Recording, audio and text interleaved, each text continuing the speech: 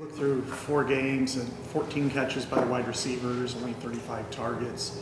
Has that been more game plan driven, the way the ball just goes where it's open, or is there a way you can get them more involved in the game? I mean, I'm just a quarterback. I'm not calling the plays or doing any of that. That's not my decision. I'm just gonna run the play as fit, and I'm gonna throw it to the open guy. Do you ever get to suggest plays? Oh yeah, they're very open to my voice, and I appreciate them about how much they care about my influence, and it makes me play more freely. What's the key to getting Caleb Brown more involved? Whatever Brian thinks is the best way to get Caleb Brown involved, I'm all for it. When you look at the wide receivers again, I mean, how do you display that you have confidence in them when, again, barely 3 passes a game they catch? I mean, I'm extremely confident in them, and they know how confident I am, and I know that they're confident in me. So I don't really care about anything other than me and theirs relationship, and I know how we both feel about one another. Shortly after you committed to Iowa last December, I heard you on a podcast with a couple of quarterbacks, and you said basically to the world, please keep saying we're the worst offense in college football. You hope people kept saying that. What would you say to those people now? I mean, the season's not over yet. We're continually evaluating every single week, and this isn't even close to the finished product. I mean, there's a reason why you play 12 games in a season. There's a reason why there's 4 quarters in a game.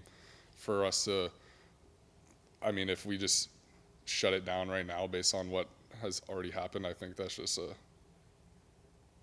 not a good mindset. What are your expectations for the next 8 games? It's a player best. To move ahead from.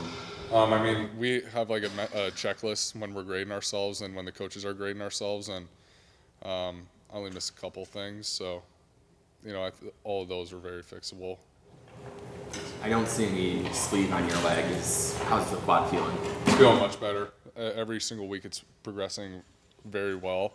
I'm getting a lot closer to being able to, run 100%. Like, I'm able to run, and I think all my pocket movement is at 100%. It's just more of when I open it up and just run out in open field is probably when I still feel it a little bit. But other than that, I feel great.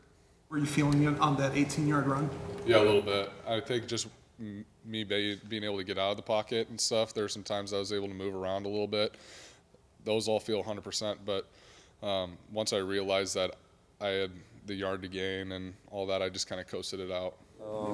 I think one of the best parts about Coach Ferentz is he has so much experience, and every Monday and Wednesday we have team meetings where Coach Ferentz just gets up there and talks, and sometimes it could be like he's rambling, but if you really listen to him, he's spitting some serious knowledge, and he'll be talking to me in 1983 we played USC in this game and we got smoked by 31, and the next game we came back and did all this stuff. He's constantly spitting stuff like that, and I think it's just the way he instills in us to continually fight and grow to get strive to get better is one thing that he does a really good job of. Last year when we were pretty down in the dumps after we played Ohio State. I think it was 3 losses in a row, and I don't know who wants to be a part of a team that gets their beat 3 times in a row, you know what I'm saying? But then we came back and fought and almost ended up in the Big Ten championship again and lost to Nebraska the last game. But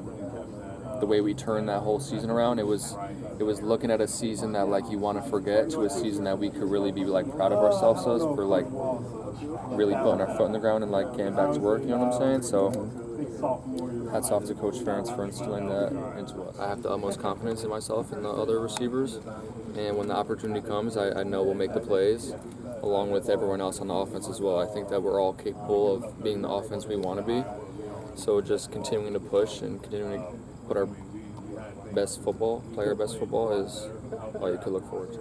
What's the ceiling for this team? Sky's the limit.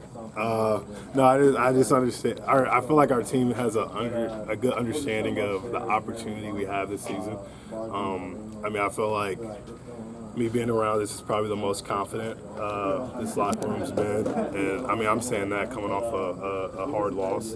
I feel like the buy-in from the guys is at the highest it's ever been.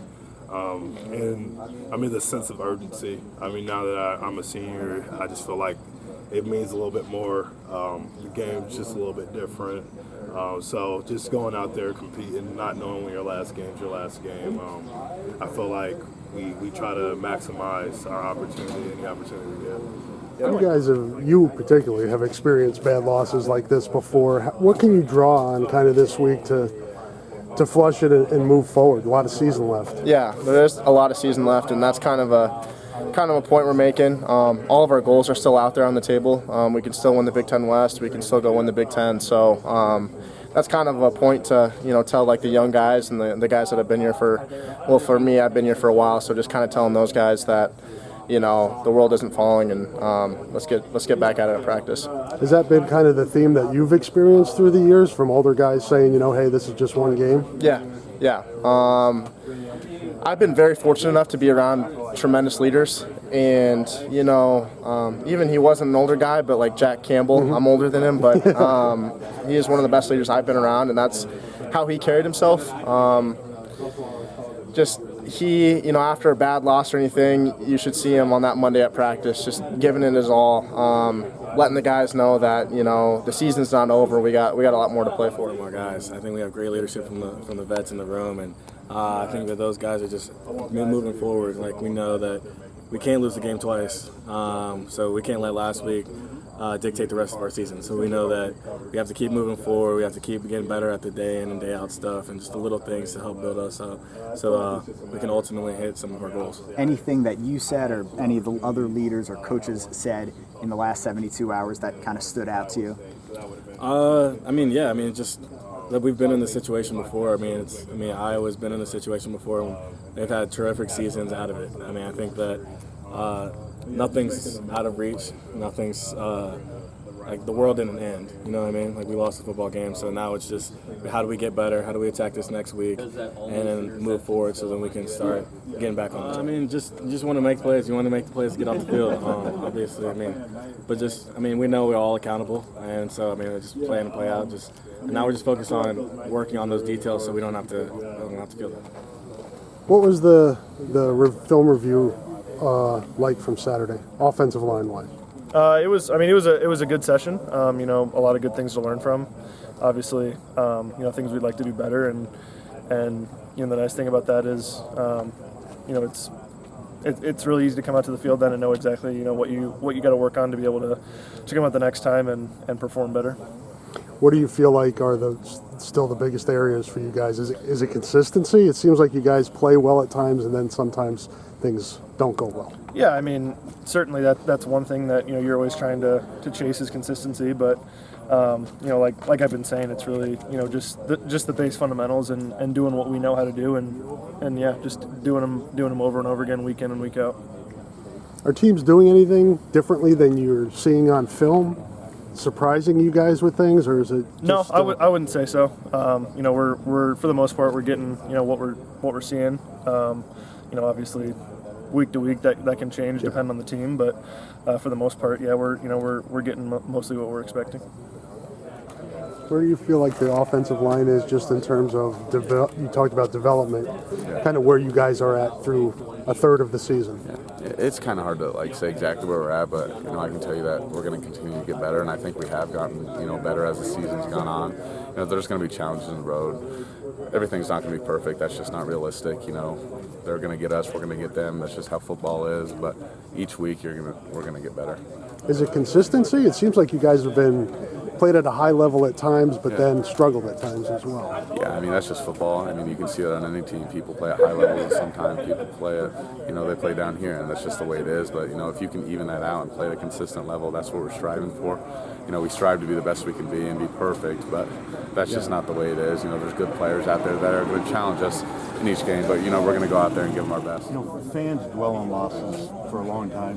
How long do you? I mean, I know you had the 24 out, but how easy is it to move on from something like that? You didn't lose much in high school. How tough is that? It is tough losing, but you get that 24 hours, you watch the film, and really you just have to flush it. If you don't flush it, you'll dwell on it and make more mistakes. So once you flush it, you just go out there, keep playing fast, and keep having fun. Do you dwell on that on the fight back, or what's kind of your routine, I guess, to kind of get that past it? Yeah, the flight back, you just sit there, think a little bit about what you could have done. Then when you get back, you watch the film the next day. So you get that 24 hours in, and then after that, you just have to move on.